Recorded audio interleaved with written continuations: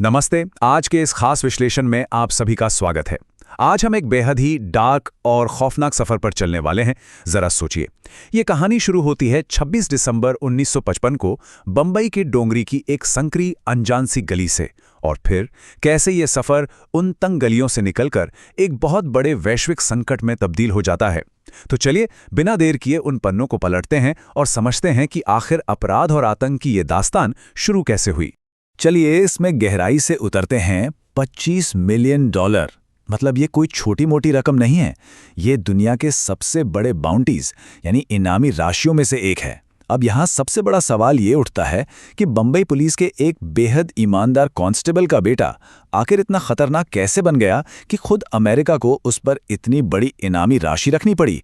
ये ना एक ऐसा विरोधाभास है जो सच में किसी को भी सोचने पर मजबूर कर दे। देखिए, इस पूरी कहानी की जो नींव है वो इसी बड़े विरोधाभास पर टिकी है। एक तरफ थे इब्राहिम कास्कर, सीआईडी विभाग के एक बेहद सम्मानित और ईमानदार हेड कांस्टेबल, जिन्होंने हाजी मस्तान जैसे तस्करों के बीच रहकर भी कभी अपना ज़मीर नहीं बेचा। और दूसरी तरफ उनका बेटा दाऊद, जिसे स्कूल की किताबों से कहीं ज्यादा डोंगरी की धूल ने अपनी तरफ खींचा। महज 14 साल की उम्र में उसने सड़क पर किसी के हाथ से पैसे छीन लिए और यहीं से शुरुआत हुई उसके आपराधिक जीवन की। जब उसके पिता को यह बात पता चली ना, तो उन्होंने अपनी वर्दी की इज्जत की खातिर उसे चमड़े की बेल्ट से तब तक पीटा जब तक खून नहीं रिसने लगा। लेकिन ये कठोर सजा उसे सुधार नहीं पाई, बल्कि इसने तो उसके अंदर एक खामोश विद्रोह की आग सुलगा दी। अब यहाँ जो सबसे दिलचस्प बात सामने आती है वो ये है कि जब दाऊद ने अंडरवर्ल्ड की दुनिया में कदम रखा तो मैदान पहले से खाली नहीं था। 1970 के दशक का बंबई अंडरवर्ल्ड मुख्य रूप से 3 स्तंभों पर टिका हुआ था। सबसे ऊपर था सफेद कपड़ों वाला हाजी मस्तान, जिसके राजनेताओं से सीधे संपर्क थे। दूसरा था यूसुफ पटेल, जो कांडला बंदरगाह का अघोषित बादशाह था। और तीसरा सबसे खूंखार करीम लाला, जो अपने पठान गैंग के जरिए सारा गैर कानूनी धंधा चलाता था। आपको पता है, दाऊद ने अपने पिता के कहने पर मनीष मार्केट में ईमानदारी से काम करने की कोशिश भी की थी, लेकिन वो पसीने की कमाई उसे रास ही नहीं आई और वो वापस उन्हीं गलियों में लौट आया। यहीं से दाऊद का शातिर दिमाग काम करना शुरू करता है। उसकी महत्वाकांक्षाएं बहुत बड़ी थीं, लेकिन बिना ताकत के उन्हें पूरा कैसे किया जाए। तो उसने क्या किया, पुलिस कांस्टेबल का बेटा होने का पूरा फायदा उठाया और एक बहुत ही चालाक सिम्बायोटिक यानी सहजीवी रिश्ता बनाया। वो पुलिस को पठान गैंग के खिलाफ गुप्त सूचना यानी टिप्स देता था। पुलिस उन टिप्स का इस्तेमाल करके पठान गैंग को कमजोर करती गई और इसके बदले में दाऊद के अपने छोटे मोटे अपराधों को नजरअंदाज कर दिया जाता था। मतलब वो किसी और के लिए काम नहीं कर रहा था, बल्कि पुलिस के इसी रिश्ते को अपनी खुद की जड़ें मजबूत करने की सीढ़ी बना रहा था। जैसे जैसे ताकत बढ़ी ना, काम करने का पूरा तरीका ही बदल गया। दाऊद ने कोई आम गली मोहल्ले का गिरोह नहीं बनाया था। उसने इसे बाकायदा एक मल्टीनेशनल कॉरपोरेट स्ट्रक्चर का रूप दे दिया, जिसे आज हम डी कंपनी के नाम से जानते हैं। इसमें हर एक काम का अलग विभाग बटा हुआ था। तस्करी, रियल एस्टेट, हफ्ता वसूली और यहां तक कि बॉलीवुड फिल्मों की फाइनेंसिंग भी। और इस कॉरपोरेट ढांचे में टाइगर मेमन और छोटा शकील जैसे लोग उसके बोर्ड ऑफ डायरेक्टर्स की तरह काम करते थे। अब अपराध एक प्रॉपर ऑर्गेनाइज्ड बिजनेस बन चुका था। और फिर शुरू हुआ बंबई की सड़कों पर खून का एक खौफनाक खेल। 1981 में प्रभा देवी के एक पेट्रोल पंप पर पठान गैंग ने दाऊद के भाई साबिर को गोलियों से भून दिया। अब इसका बदला तो लेना ही था। दाऊद ने फिर से सिस्टम का इस्तेमाल किया और कीर्ति कॉलेज से 78% अंकों के साथ केमिस्ट्री में ग्रेजुएट रहे मान्या सुर्वे का पुलिस एनकाउंटर करवा दिया। लेकिन बात यहीं नहीं रुकी। 1983 में जो हुआ उसने सबको हिलाकर रख दिया। दाऊद के इशारे पर मुंबई के सेशन कोर्ट के अंदर बिल्कुल दिन दहाड़े अमीरजादा की गोली मारकर हत्या कर दी गई। बंबई के इतिहास में ऐसा पहली बार हुआ था कि अदालत के अंदर किसी अंडरवर्ल्ड डॉन का यूं कत्ल हुआ हो। आप सोच रहे होंगे कि पुलिस क्या कर रही थी। दरअसल 1980 के दशक के मध्य तक सिस्टम में भ्रष्टाचार इतनी गहरी जड़ें जमा चुका था कि पुलिस, न्यायपालिका और राजनेता सब उसके असर में थे। 1986 में मुंबई पुलिस ने सुप्रीम कोर्ट के गैर जमानती वारंट के तहत दाऊद को गिरफ्तार करने की एक बहुत ही सीक्रेट प्लानिंग की थी। लेकिन पुलिस के पहुंचने से कुछ घंटे पहले ही डिपार्टमेंट के ही किसी हाई रैंकिंग ऑफिसर ने दाऊद को एक टिप ऑफ दे दिया। बस एक इशारा, और इसी एक गुप्त सूचना ने उसे हमेशा हमेशा के लिए बंबई से निकालकर सीधा दुबई पहुंचा दिया। अब दुबई पहुंचकर तो दाऊद का एक बिल्कुल ही नया और ग्लैमरस अवतार सामने आया। उसका घर किसी रियासत के महल से कम नहीं था। जिसे आप एक गोल्डन केज या सोने का पिंजरा कह सकते हैं। वहां उसकी पार्टियों में बॉलीवुड के बड़े-बड़े सितारे, नेता और बिजनेसमैन शिरकत करते थे। ये पार्टीज उस वक्त एक स्टेटस सिंबल बन चुकी थीं।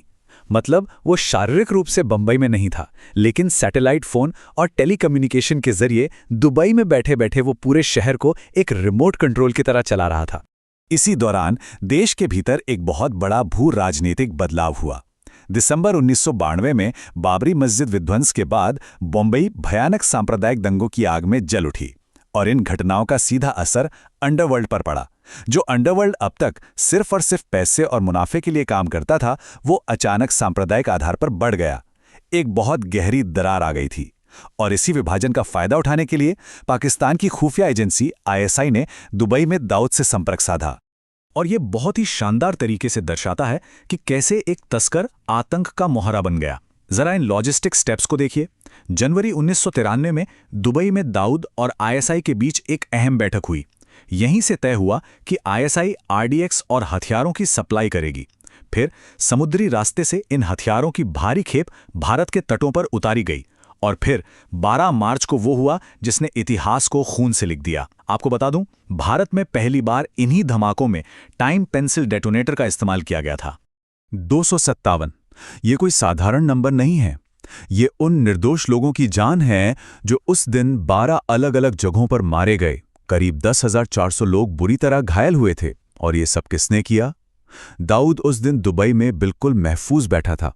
उसके हाथ सीधे तौर पर खून से नहीं रंगे थे, लेकिन उन 257 जिंदगियों को खत्म करने का पूरा ब्लूप्रिंट उसी ने तैयार किया था।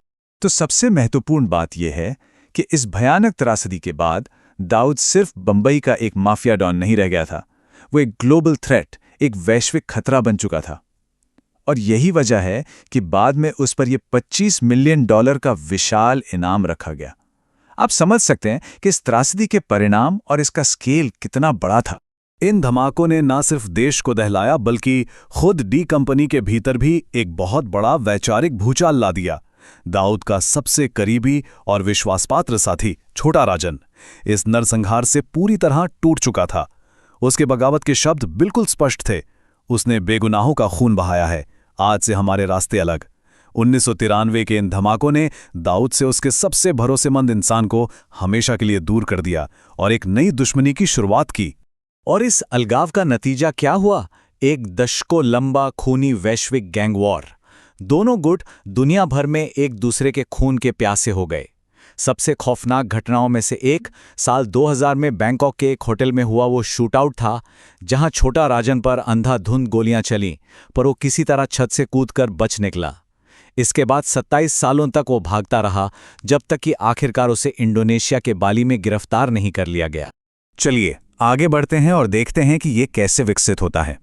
1994 के आसपास दाऊद दुबई छोड़कर पाकिस्तान के कराची में शिफ्ट हो गया और वहां उसे मिला ISI का एक कड़ा सुरक्षा घेरा, क्योंकि अब वो उनके प्रॉक्सी वॉर का एक बहुत बड़ा हथियार बन चुका था। और फिर 2003 में संयुक्त राष्ट्र ने उसे आधिकारिक तौर पर वैश्विक आतंकवादी यानी ग्लोबल टेररिस्ट घोषित कर दिया। तो अंत में एक सवाल जो आज भी हम सबके सामने एक बड़ी चुनौती बनकर खड़ा है, क्या भारतीय कानून कभी दाऊद को कटघरे में खड़ा कर पाएगा? वो मास्टरमाइंड आज भी कराची के अपने उस सुरक्षित सफेद महल में बैठा है। डोंगरी की उन तंग गलियों से शुरू हुआ ये सफर आज भी अधूरा सा लगता है, और ये इंसाफ की खोज जो अभी भी बाकी है। खैर, इस विश्लेषण में हमारे साथ जुड़ने के लिए बहुत बहुत धन्यवाद। ये सच में एक ऐसा